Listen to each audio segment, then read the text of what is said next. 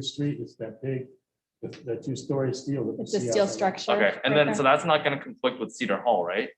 Cedar Hall goes where the old student services building is right now. Okay, and then that one, okay, got it. Cedar Hall's gonna go where you are right now. Yeah, Yeah, well, right here, yeah. right here. It's gonna be 3 stories tall, and it's gonna be beautiful. Yeah, it looks beautiful. I'm sorry? It looks beautiful. Yeah, it's going to be really nice. Any other questions or comments from the board? Thank you very much. Thank you. Thank you. Item 11.2, COVID update. And we have Casey Scudmore and Terry Cleveland.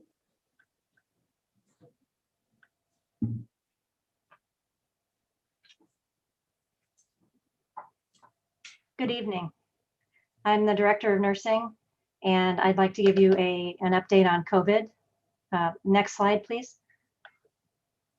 So currently in LA County, we are in Tier 1. The infection rate has actually gone down since last week. It's now 2.7%. We have vaccinated over 2 million people. We have an MOU for a pod, but currently there are several institutions, including Kaiser, that are doing a massive vaccination at the fairgrounds. And we have nursing students that are out volunteering and assisting with that effort. Next slide, please. COVID admission is down in the hospitals. Samaritan's Purse is no longer needed and they have left. AV Hospital, as of last week, had a 30% ICU admission availability, and Palmdale has 75% ICU admission availability. Next slide, please. K-12 special ed programs are now attending. They've started athletics, and they're also allowing students that need credit recovery in high school. Next slide, please. AVC athletics, the athletes are being tested on Thursdays with the assistance of nursing students, and then they can compete on Fridays and Saturdays, and that program is going very well. Next slide, please. We are in phase 1B of the vaccination administration, and so now educators can qualify for getting vaccines. We can make appointments at myturn.ca.gov. We are also vaccinating educators at the fairgrounds. Next slide, please. And now I'm going to hand this over to Terry Cleveland. Thank you. Thank you very much, Casey.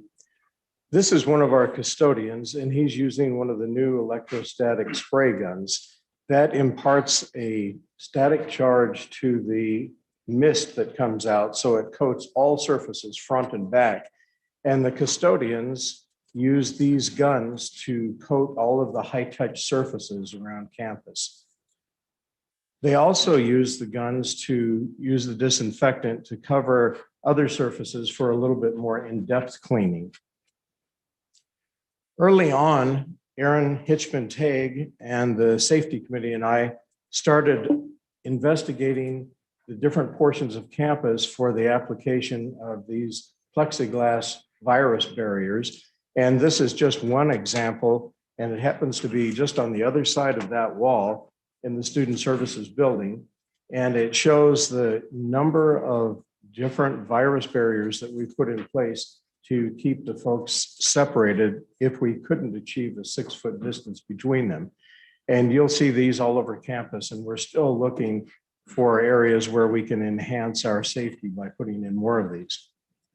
The safety committee also embarked on a series of investigations around campus to see where we needed different types of signage, not just the standard of wash your hands, wear your mask, and keep 6 feet of difference, but also to check out where we needed entry and exit signs, where we needed to use stairway signs to remind people to keep at least 8 steps difference between them and the person ahead of them and the person behind them, what we needed to do for elevators, where we needed directional signs for aisles, where we could put any other type of signage that would help direct people to certain items, such as disinfectant hand wash, whether it was inside or outside. We also took a look at the different outdoor areas where we had seating, and we wanted to make sure that the people wouldn't sit closer than 6 feet together. And we're still doing inspections. We just did one last week. We did another one this morning. And we're using the inspection forms. You can see one of them there from our OSHA COVID prevention program.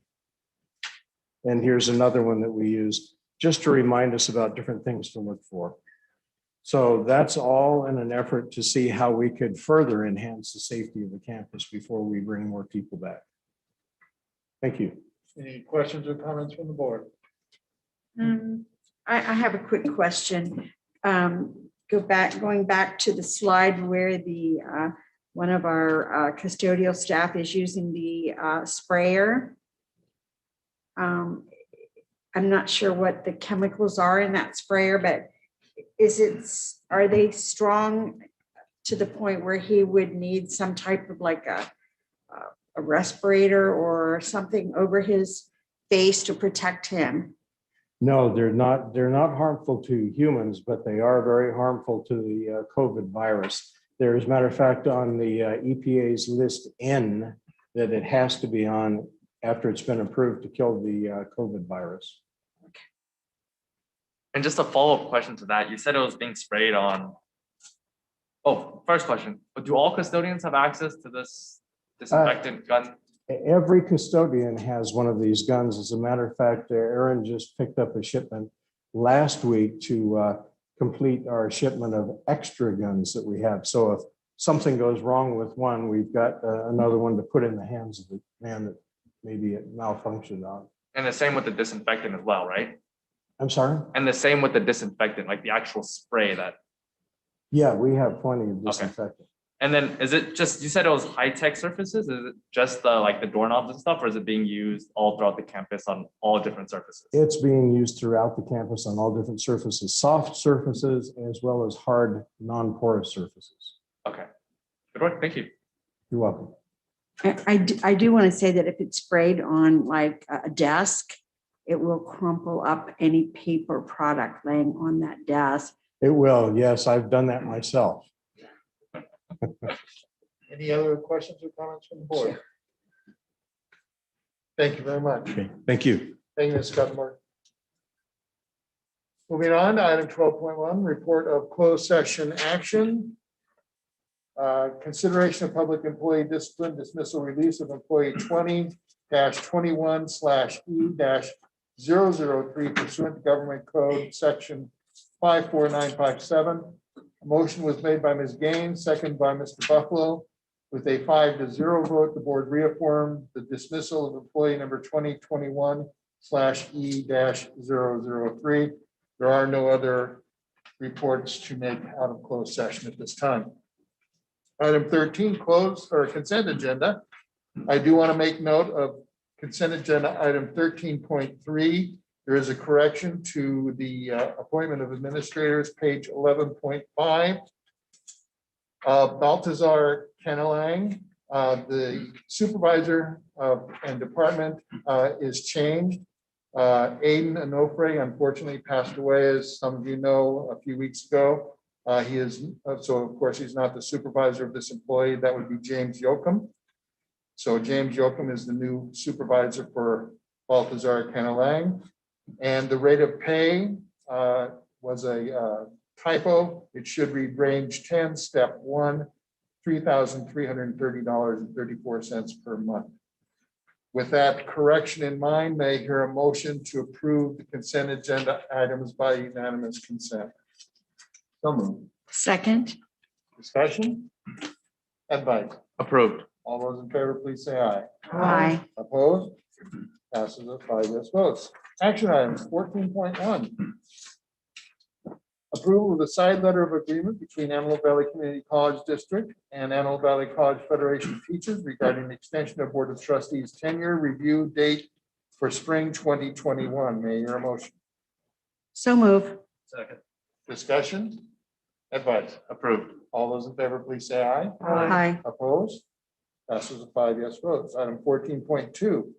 Approval of the side letter of agreement between Antelope Valley Community College District and Antelope Valley College Federation of Teachers regarding reassigned time for department chairs during the 2021-2022 academic year. May I hear a motion? So move. Second. Discussion?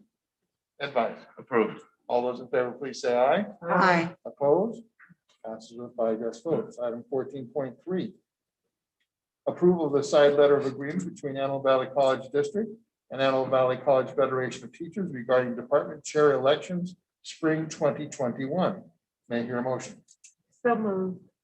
Second. Discussion? Advice? Approved. All those in favor, please say aye. Aye. Opposed? Passes with 5 yes votes. Item 14.4. Approval of nominations to the California Community College District CCCT 2021 Board Election. And Mr. President, I would like to make a motion that we approve the following 7 nominations. Yvette Davis, Glendale Community College District. Bernardo Perez, Ventura County Community College District. Gregory Pensa, Alan Hancock, Joint Community College District. Mary Strobridge, San Luis Obispo County Community College District. Nan Gomez, Heidelberg, Kern County Community College District. Michelle Jenkins, Santa Clarita Community College District, and Deborah Ikeda, State of Center Community College District. thank you. And just as a note, we do generally vote for those trustees who are closest to us geographically. And therefore, those would be the 7 names that you mentioned. Mr. Chairman, Yes, I have two nominations that are people that are here regionally that I would like to be nominated.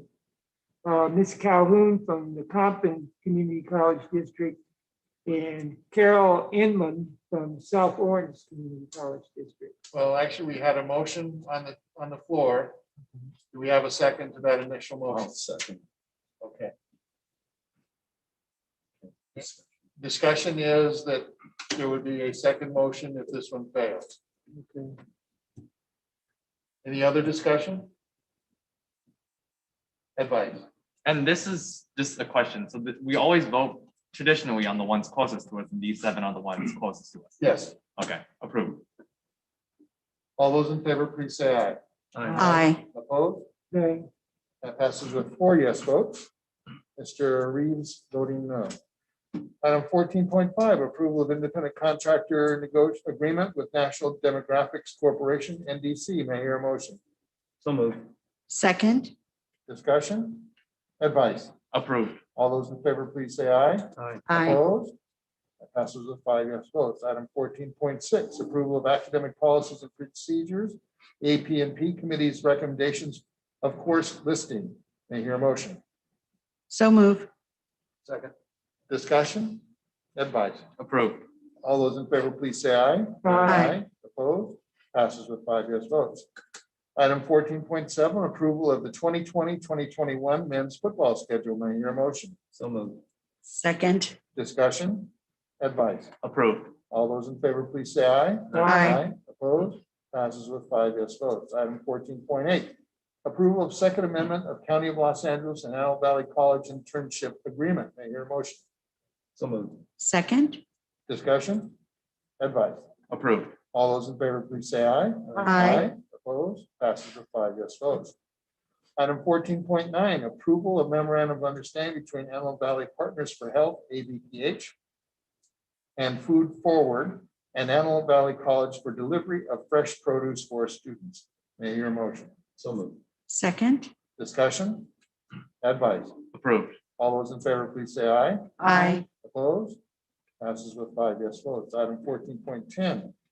Approval to utilize the CalNet Cellular Voice and Data Services Agreement, CA-CVD-19-001-03 and CA-CVD-19-001-01. May I hear a motion? So move. Second. Discussion? Advice? Approved. All those in favor, please say aye. Aye. Opposed? Passes with 5 yes votes. Item 14.11, approval of change orders for Discovery Lab Project 17-039 with major AV funds. May I hear a motion? So move. Second. Discussion? Advice? Approved. All those in favor, please say aye. Aye. Opposed? Passes with 5 yes votes. 14.12, approval of change orders for the campus security project 17-040 with major AV funds. May I hear a motion? So moved. Second. Discussion? Advice? Approved. All those in favor, please say aye. Aye. Opposed? Passes with 5 yes votes. Item 14.13. Approval of change orders for Marauder Complex 17-041 with major AV funds. May I hear a motion? So moved. Second. Discussion? Advice? Approved. All those in favor, please say aye. Aye. Aye. Opposed? Passes with 5 yes votes. Item 14.14, approval amendment to field services contract, general conditions 17-042 for Andy Gump with major AV funds. May I hear a motion? So move. Discussion? Advice? Approved. All those in favor, please say aye. Aye. Opposed? Passes with 5 yes votes. Item 14.15, approval of amendments to field services contract, general conditions 17-042 for Pacific Mobile with major AV funds. May I hear a motion? So move. Second. Discussion? Advice? Approved. All those in favor, please say aye. Aye. Opposed? Passes with 5 yes votes. Item 14.16. Approval of amendment to field services contract, general conditions 17-042 for United Site Services with major AV funds. May I hear a motion? So move. Second. Discussion? Yes, sir. Mr. Chairman, Mr. President. I've been checking this one and the next items. And it deals with returning money back to Measure AV. And this particular one, 1416, is returning $515,000, and the other one is $533,000, and the other one is $644,000. Total of $1.7 million returned to Measure AV. I thought on some of these contracts that we might have a 10% differential on the bid, but this seems to be a lot more allocated than 10%. Is there any explanation why we're getting all this money back?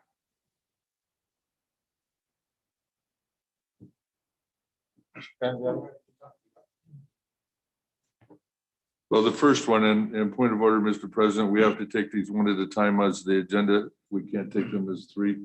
So you'll have to address what the first one's for. United Site Services. Okay, what we did is we reassessed 3 years into the projects and then re-projected out. And then we have a total savings of it's about 300,000, right? About 300,000. We don't have $1.5 million in savings. Okay, we took about $100,000 off of one, about $50,000 off of the other. And these were things where I was adjusting because now jobs are closing down. Okay, when we got the bids, we bid it out as a 5-year program for a certain amount of items for depending on what they were. If it was Andy Gump, it's fencing. If it's United Site Services, it's all my facilities, my outhouses and my hand wash stations, which have increased. Or if it's Taft Electric, it's for all the temporary power. Well, now we've gotten down to this situation now where we're bringing stuff back. We know what we've used in the last 3.5 years. We can project a little bit more of what we're going to need in the next 1.5 years, 2 years. And so we can cut some of that back and put it back into our budget.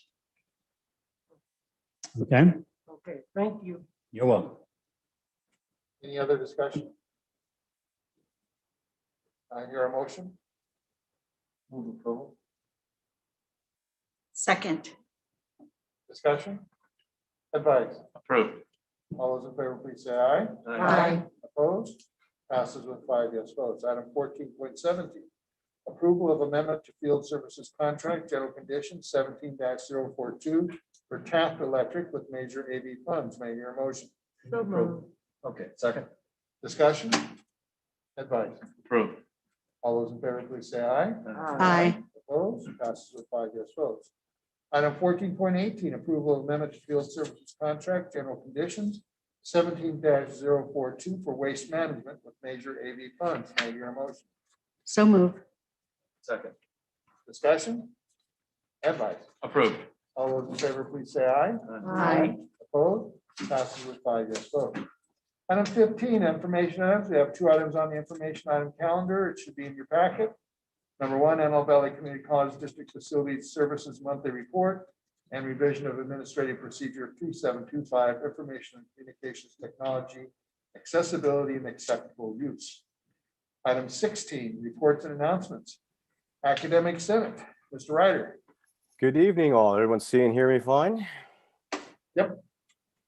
It's good to be with all of you tonight, and I hope all is well for you and your families and loved ones. So good evening, members of the board and President Knudsen. There are 4 things that I'd like to report on from the Academic Senate. First and foremost, I'd like to recognize the efforts and the accomplishments of the tenured and tenure track faculty who are listed in as part of the consent agenda, item 13.3. The Senate congratulates each individual and expresses gratitude for their dedication to learning, student success, and discipline expertise. A special word of congratulations goes to the 3 counselors, Tawana Kately, Tisha Klunt, and Tanya McGinnis, who have been recommended to receive tenure. I express my personal gratitude to them and their dedication in counseling. Additionally, I express appreciation to the tenure committee chairs, the committee members, the tenure coordinator, the Vice President of Academic Affairs, and the Vice President of Academic Affairs Senior Administrative Assistant, who have and continue to work together in seeing the fruition of this really important process. This year has only been complicated. This year has only complicated a labor-intensive process, and I express that appreciation. I also want to express acknowledgement and gratitude for the standing committee chairs who are finishing their multi-year terms this semester. In particular, from the equivalence chair, Priscilla Jennison, the honors program co-chairs, Tamira Palmetto Despain and Vijay Jennings, the learning outcomes committee chair, Glenn Holler, enrollment management, Angela Kritzgalu, academic policies and procedure, Catherine Mitchell, distant education technology committee, Perry Jellica. And we congratulate the newly appointed chairs to these standing committees that will begin in fall 2021. For the equivalency chair, Jack B. Holliday, the honors program co-chairs, Tawana Kately and Darcy Weevil. For the learning outcomes committee chair, Gary Heaton Smith. For enrollment management, Rick Matawalkum. For the academic policies and procedures, Scott Lee. And for distance education technology committees, Perry Jellica. These committee chairs do amazing work for the entire institution, not just for the faculty and for the students, but for the entire ABC campus. We would not be able to accomplish the great work that the faculty are engaged in, and the administration and the institution, without these great chairs. So I appreciate those who have served and look forward to serving with those in the fall. Third, we want to acknowledge the collective work by the Campus Safety Committee, the Instructional Continuity, and the Institution for Higher Education. Much of this behind the scenes work is being accomplished to prepare the campus to meet safety guidelines and return of faculty and students. Tonight's presentation is a good example of the ongoing efforts, and we thank you from the Senate. To improve communication of ongoing preparations, plans, expectations, and information, the Senate would ask and recommend that a bi-monthly or weekly update be published as a widespread email or announcements as part of an outreach strategy that would be coordinated with the campus's Do Your Part campaign, for example. At present, the student's main means of communicating information is the ABC COVID-19 Employee and Student Guide homepage. Finally, number 4, at the most recent Senate meeting, members of the Shared Governance Basic Needs Committee shared important information. This committee helps Antelope Valley College students access on-campus and community resources to maximize student success in achieving educational goals by connecting them with on and off campus resources to help increase student success and quality of life. The Senate urges the board to continue its support of current initiatives, to strengthen relationships with community partners, and to explore additional avenues that can improve and impact the lives of our most vulnerable populations of students. Thank you, ladies and gentlemen. Thank you. Item 16.2, Antelope Valley College Federation teachers, Dr. Aurora Bird. Hi, everyone. Can you guys hear me? Yes. All righty. Well, good evening, President Knudsen and members of the Board of Trustees. The Federation continues to urge the districts to increase transparency and attention to safety related to COVID-19. According to the ABC website, as of February 8th, there were 78 total confirmed COVID-19 cases of students, employees, or community members utilizing district facilities. As of March 3rd, there are 90 total cases. Separate outbreaks in the AVC nursing program and the AVC CTE cohort have shown up on the LA County Department of Public Health list of educational settings meeting the criteria of 3 or more lab confirmed COVID-19 cases. It's extremely disturbing that the campus was not notified of these outbreaks, although they were listed on the LA County website. The Federation continues to be concerned about the college's plan for summer. A recent single question query of faculty who are scheduled to teach this summer showed that nearly 65% of respondees preferred to teach fully online, with just over 21% wishing to teach fully face-to-face, and less than 14% wishing for a hybrid of online instruction with a few face-to-face sessions. Many faculty respondees commented that they were reluctant to return to face-to-face instruction of any kind until vaccines were widely available to both faculty and students. According to the US government, vaccine access for all interested adults likely won't exist until the end of May, with full immunity roughly 2 weeks after an individual's final shot. We are angry and frightened that AVC plans for a large-scale return to campus for mid-May at the beginning of the summer term prior to widespread vaccine access and with no plan for widespread testing, which is being done weekly for athletics, but somehow can't be done for the wider campus community. It's one thing to bring back essential workforce disciplines with a focus on PPE and protocol to reduce transmission, or to allow faculty who wish to teach face-to-face to offer classes in a face-to-face or hybrid mode. It's another to force faculty to teach in this mode, regardless of vaccine availability, regardless of straightforward reporting of the numbers on campus, with no commitment to widespread testing. I noticed that as of tonight, those who wish to comment in person at this very board meeting need to wear a face covering, social distance, and be temperature screened, and only stay at the meeting to provide their comment unless space is available. The board members are masked, distanced, and behind separate shields. Are these same precautions going to be taken for faculty, staff, and students who will be in classrooms for far longer than the length of a typical board meeting and in closer proximity to other people? Make no mistake, AVC employees and students' lives are put at risk by a premature return to face-to-face instruction. By the way, I've heard a persistent rumor that faculty are in negotiations with the district about the upcoming return to campus. This rumor is false. The campus was notified by the president of the reopening plan on Wednesday, March 3rd. We issued our demands to bargain over the effects of this plan on Friday, March 5th. This morning, we received a reply from the college's interim general counsel acknowledging our demand. We hope to schedule negotiation sessions in the very near future, but it is untrue that we are already in negotiations. I love my job, but I'm not ready to lay down my life or that of my family when it seems that just a few more months of waiting for widespread vaccine availability will enable a much safer reopening. Understand that trust in the administration is one of the requirements for reopening, and the actions of this administration have done nothing to incur that trust. Lastly, faculty are still waiting for their retro paychecks from the last contract covering the 2018-19 and part of the 2019-2020 academic years, which we find alarming given that the campus no longer has a VP of HR. We have been told that these checks should arrive in either March or April. It would be collegial to have some confirmation of that. Thank you and see you next month. Thank you. Item 16.3, Antelope Valley College Federation of Classified Employees, Pamela Ford.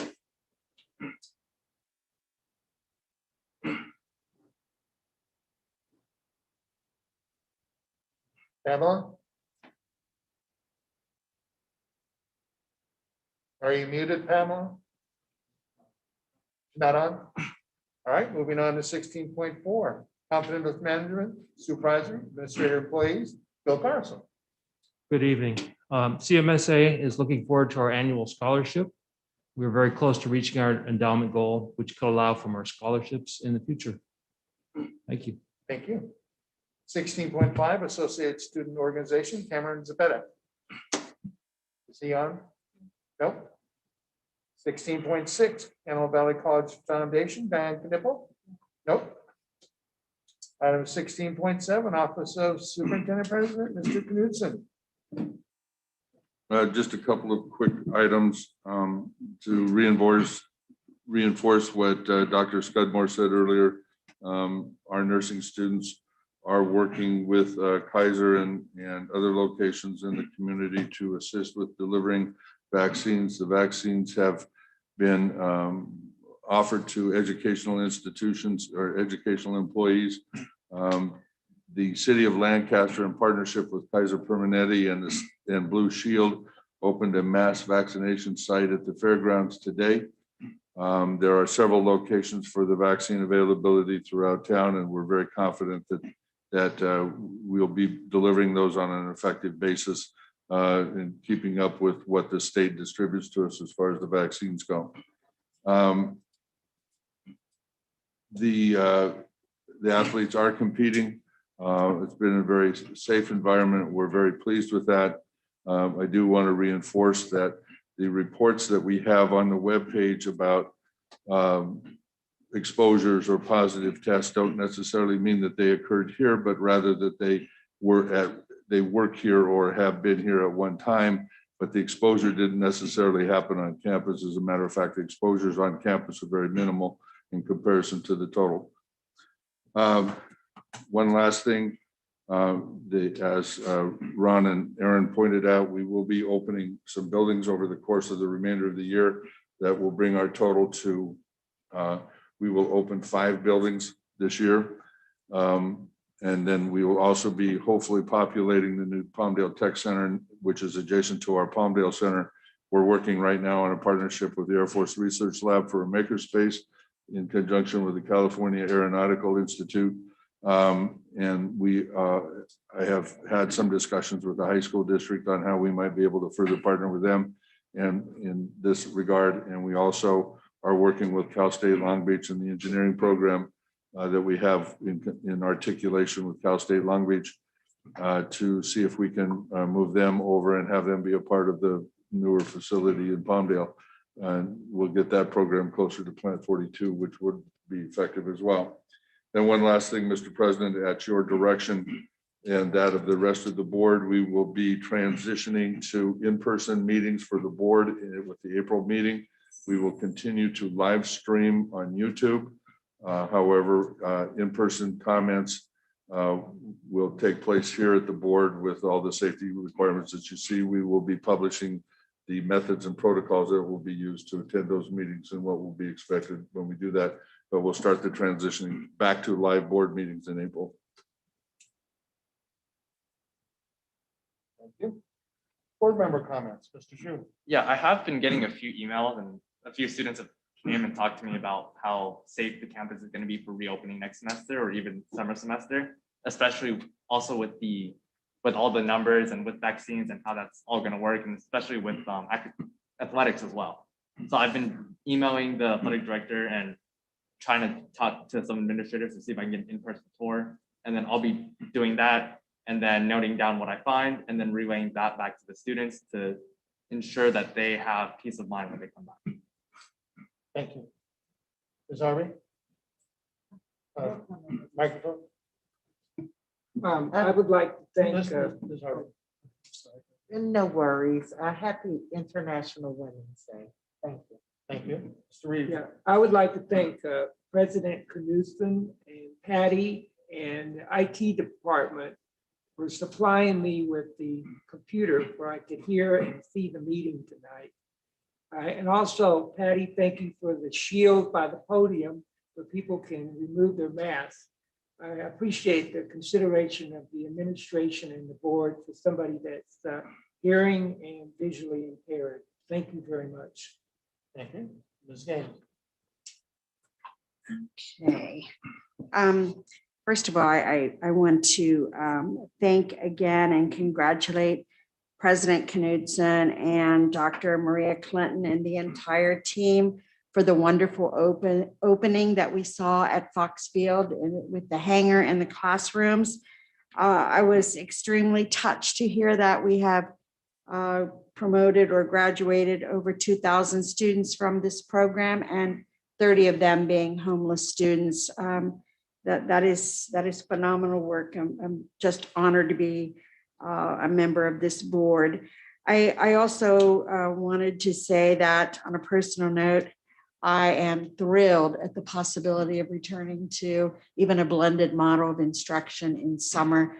I personally do not believe that distance learning is good for students. Thank you. Thank you, Mr. Buffalo. Couple of things, and I second what Barbara said. I don't think it's good for students either, because I run into a lot of students and I hear a lot of things, and they're not real excited about staying with the distance learning or the virtual or whatever we want to call it. I was really excited to run into some of our faculty members or get a chance to chat with them that have already had their vaccinations. They're ahead of me. I get my final one tomorrow. But I think that's great that they're already have appointments or they've already got them done. And I happen to also, in a couple of those faculty members brought up that after the memo came out, their classes, their students were very, very excited about returning to in-person classes in the fall. And I can't emphasize that enough. They were really excited. And I happened to get the chance to talk to 3 students. I happen to go to places like Jamba Juice, Starbucks, Kaiser, you see our students there. And they also expressed a lot of excitement in the last couple of days after hearing that we're going to be back. So that's about it. And I think we're good to go. Mike? Thank you. And we have no need to go back into closed session. So our date of our next meeting is April 12th, 2021. Thank you. And this meeting is adjourned. Sorry.